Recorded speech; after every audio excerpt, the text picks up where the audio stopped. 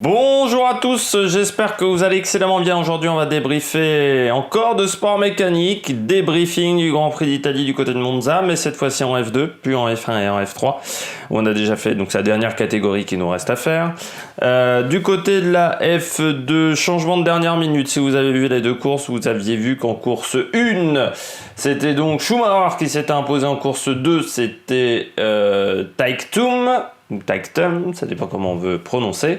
Le problème, c'est que le pilote de chez Dam s'est fait disqualifier.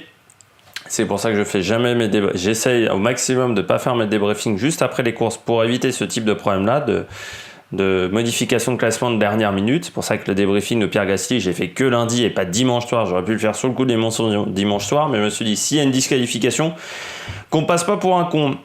Donc, disqualifié pour un problème tout con, il n'y avait pas assez d'essence de la voiture. Faut savoir que ce qui était déjà arrivé par exemple à Hamilton une fois en qualification, en passant, c'était du côté d'Abu Dhabi, pour pouvoir faire les prélèvements pour voir que l'essence est conforme, il faut qu'il y ait un minimum d'essence dans la voiture.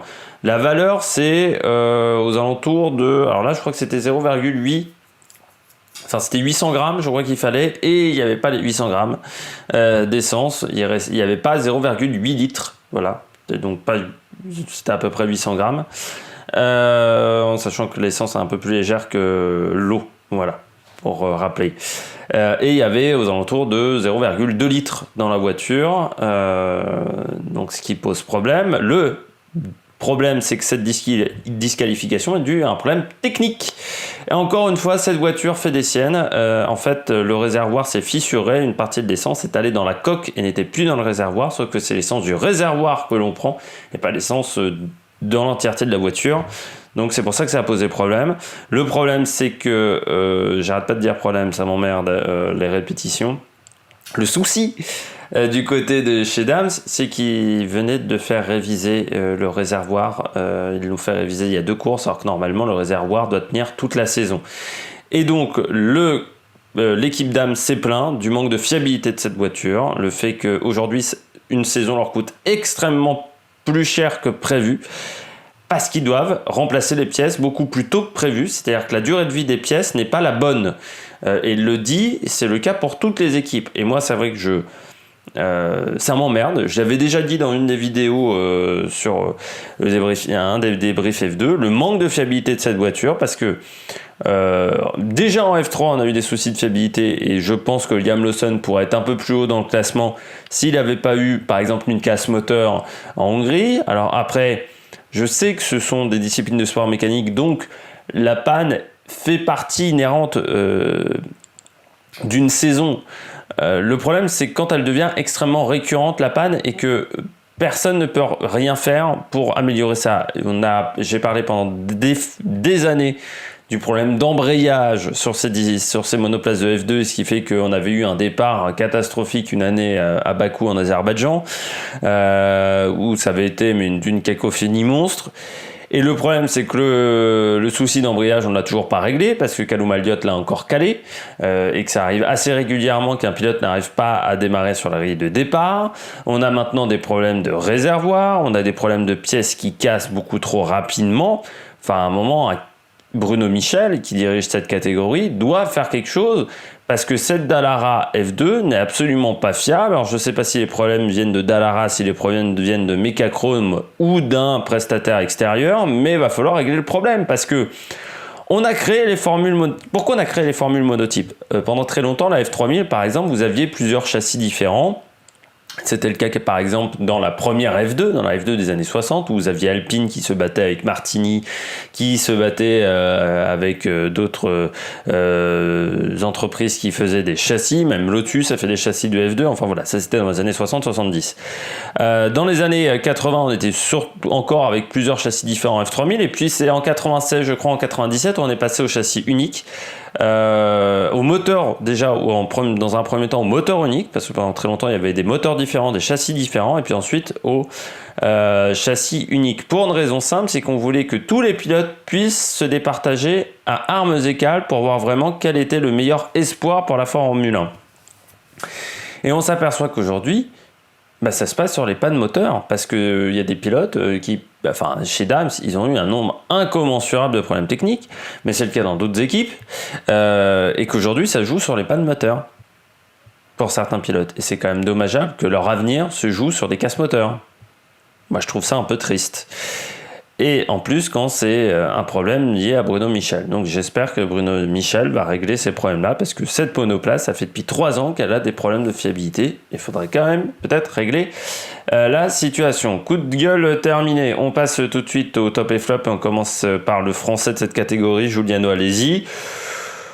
Comme les week-ends précédents, c'est pas bon. Alors il devance son équipier, mais bon, Markelov nous a pas montré grand chose cette saison quand même. Je sens que ça va être compliqué pour lui la F1 quand même. Allez-y, je le dis et je le répète, mais bon. Je vais pas m'étaler plus que ça sur Giuliano Alesi. Je vais juste vous donner ses résultats. Il fait 12e en course 2, 18 en course 1, et il était 20e en qualification, juste devant. C'était le dernier pilote à moins de 1 seconde, sachant que Markelov et Samaya étaient à 1 seconde 3 et 1 seconde 5. Mais bon, il était quand même à 6 dixièmes. Giuliano Alesi, voilà. HW arrive pas à faire une voiture de qualité, il faut le dire. Je sais pas ce qu'il branle dans cette équipe pour être autant en retrait au niveau de la performance, mais de toute manière, il domine pas son équipier, qui pourtant n'avait pas fait une grande saison l'année dernière déjà, enfin une grande fin de saison quand il avait remplacé Antoine Hubert, Markelov.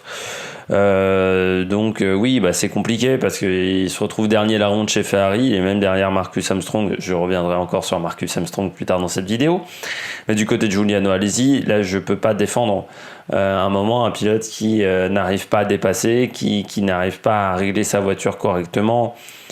Voilà, aujourd'hui il n'a pas les moyens en plus de continuer, je pense, l'année prochaine en F2. Je pense que c'est sa dernière saison en monoplace. C'est dommage que ça se termine de cette manière, mais bon, il aurait fallu qu'il montre avant qu'il avait du potentiel. Et il n'a pas réussi à le faire. Donc c'est vrai qu'aujourd'hui, on se retrouve avec un pilote qui est bien en dessous du niveau requis, il faut le dire. On passe au pilote au top. Je commence avec je vais faire une vidéo assez courte, je pense. Je commence avec Schumacher. Très bon week-end de Schumacher, malgré une qualification qui n'était pas exceptionnelle, 7ème, mais il a pris des très bons départs. Et son départ en course 1, il a montré dans les écoles de pilotage, parce que c'est vraiment assez exceptionnel ce qu'il nous a fait. Il a zigzagué entre les pilotes comme ça, dans la ligne droite jusqu'au premier virage. Il fait 7-2, c'est-à-dire il se retrouve 2e après le premier virage. Parce que c'est quand même exceptionnel à Monza de réussir à faire ça. Alors je sais bien qu'il y a l'aspiration, mais quand même, réussir à gagner 5 positions en une ligne droite. Chapeau, monsieur Schumacher. En course 2 aussi, il a pris un très bon départ encore, et ce qui lui permet de faire tac, en course 2, paf, il fait 3ème. Voilà, c'est en course 1 qui gagne, c'est en course 2 qui fait 3ème. Moi, ce que je dis, bravo. Je dis bravo parce que 2 fois sur le podium, parce qu'il revient quand même un petit peu au championnat. Mick Schumacher, c'est le pilote qui a marqué le plus de points avec Tsunoda depuis Silverstone. Donc là aussi, chapeau, parce que le début de saison n'avait pas été idéal et je lui avais assez tapé dessus en début de saison. Même encore lors de la 2e course de Silverstone. Qu'est-ce que j'ai à dire sur Schumacher, à part que il a gagné encore un petit peu en maturité, même s'il fait encore des erreurs. Là, son abandon en qualification en rentrant d'Ascari beaucoup trop fort, là c'est un petit peu dommageable encore, parce que ça aurait pu coûter beaucoup plus cher que ça.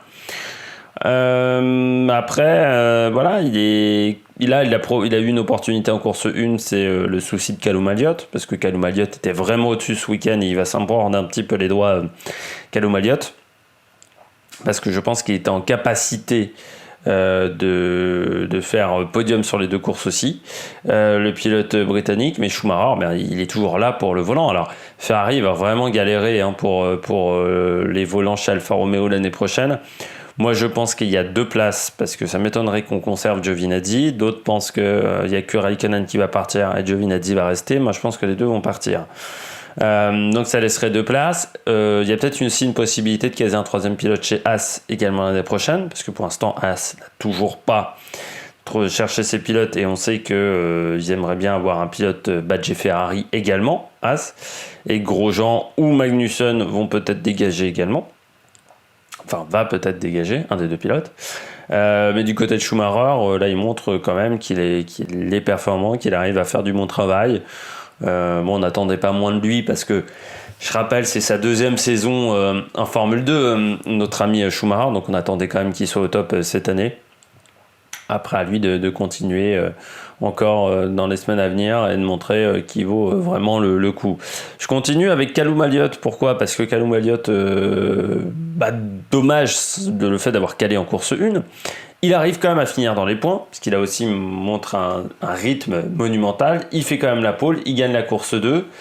Donc un week-end qui aurait pu être catastrophique après avoir calé et avoir perdu bien 12-15 secondes dans l'affaire, et se transforme en week-end pas si mauvais au final, parce que il reste en tête du championnat.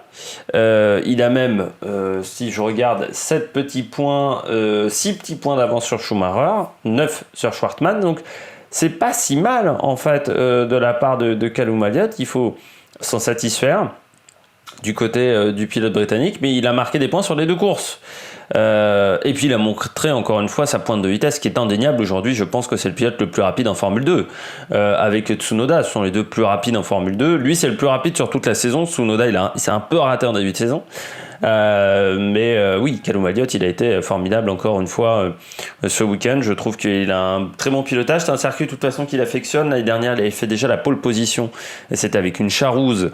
Donc pour vous dire que faire une pole avec une Charouse, quand vous voyez le rythme qu'a Deletra ou Nalchino Piquet ou Pedro Piquet, pardon, vous voyez que c'est pas si simple. Donc voilà, à lui de poursuivre et de réussir à être plus régulier, de moins faire d'erreurs. Peut-être qu'il est encore un peu fragile mentalement, Callum Elliott, c'est un peu la question que je me pose, mais sinon au niveau du pilotage c'est pas mal. Je continue avec Lundgaard. Pourquoi ? Parce qu'on a enfin retrouvé Lundgaard 2 fois sur le podium. Lui qui avait eu un énorme trou noir là depuis la deuxième course à Silverstone. Il y avait eu Barcelone, il y avait eu également la Belgique où ça n'avait pas été exceptionnel. Là, on a enfin retrouvé Lundgaard et ça lui permet de remonter un petit peu au championnat. Christian Lundgaard. Après, on voit qu'il en manque encore un peu. Il manque de maturité encore, Lundgaard. Et ça, c'est aussi là-dessus que je voulais signaler. Parce que comme l'année dernière, quand il est en difficulté, Lundgaard il n'arrive pas à redresser la barre. L'année dernière, la saison de F3 elle avait été très mauvaise pour lui.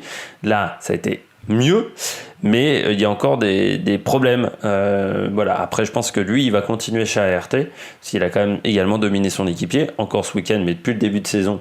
Et quand même, à part sur la première course en Autriche, sinon depuis, il a quand même totalement dominé son équipier.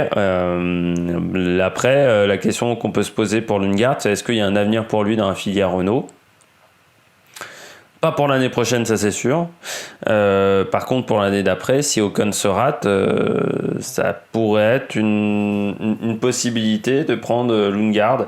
Mais est-ce qu'on a avec nous un futur champion du monde ? Je suis pas sûr. Pas sûr du tout. Mais c'est vrai que face à Zhou, qui fait pas une très grande saison cette année, ça peut être intéressant quand même de prendre Lundgaard en 2022, mais ça sera pas, son arrivée en F1 serait pas avant 2022 du côté de chez Alpine. Maintenant il ne faut plus appeler l'équipe Renault à partir de l'année prochaine, ça sera Alpine, mais voilà. Bon, faudra voir pour Lundgaard, mais je pense qu'il manque encore un petit peu de maturité. On passe au flop. Je commence déjà par Marcus Armstrong parce que j'ai pas envie de m'étaler beaucoup plus longtemps sur lui. Je pense que la saison, la F1, ça sera compliqué avec Ferrari. Très clairement, du côté de Marcus Armstrong, il a laissé passer sa chance cette année. Il savait qu'il devait performer cette saison et il n'a pas réussi à le faire. En plus, il était chez ART. C'est-à-dire que Ferrari ne l'avait quand même pas placé dans une mauvaise équipe. Il l'avait placé chez ART, qui est l'une des meilleures équipes, surtout en F2 l'année dernière. C'était l'équipe championne en titre au niveau pilote. Donc le fait de s'être raté, c'est un petit peu dommageable pour Marcus Armstrong. Difficile à dire. Les raisons, je m'excuse, je baillote un petit peu, mais j'ai pas très bien dormi. Marc, c'est l'effet Pierre Gasly, ça je m'en suis toujours pas remis. Mais Marcus Armstrong, oui, il en manque très clairement, il manque du rythme. Là, depuis quasiment le début de saison, c'est-à-dire qu'à part vraiment les premières courses, vous voyez quand même qu'il a pas marqué de points depuis la Hongrie. C'est-à-dire qu'il a marqué des points qu'en Autriche. Ça peut pas être suffisant aujourd'hui pour un pilote. On aurait pu s'attendre en plus qu'il marque des points, parce qu'il y a beaucoup de pilotes qui ont été performants en Autriche, qui ont encore été performants là, mais il en manque très clairement. Je continue avec Roy Nissany. Pourquoi ? Parce qu'il pouvait faire une très très bonne course 1 et qu'il a encore tout gâché en étant trop agressif. Il a mis un pilote totalement dehors. Je sais plus c'était qui. C'était pas Mazepin ou Zhou, je sais plus. Qu'il a complètement foutu dans le bac à gravier à la première chicane. Roy Nissany, beaucoup trop d'immaturité chez ce pilote qui pourtant a, je crois, 22 ou 23 ans. Il peut avoir un rythme de temps en temps, mais est-ce que c'est le futur de Williams ? J'espère pas, sinon ça voudrait dire que Williams est vraiment en difficulté financière.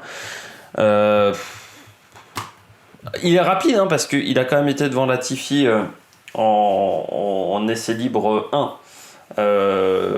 à Monza. Après, il faut voir quelles étaient les stratégies en essai libre. Après, le problème, c'est que mentalement, il fait beaucoup trop d'erreurs, quoi. On peut pas lui confier un volant aujourd'hui de Formule 1. Très clairement, mentalement, il n'en a pas les capacités. Il fait beaucoup trop d'erreurs, il manque beaucoup trop d'intelligence de course pour être en capacité d'être performant en Formule 1. Je finis avec Schwartzman. Pourquoi ? Parce que encore un week-end très moyen de la part du pilote russe. Il en manque. Il en manque cruellement.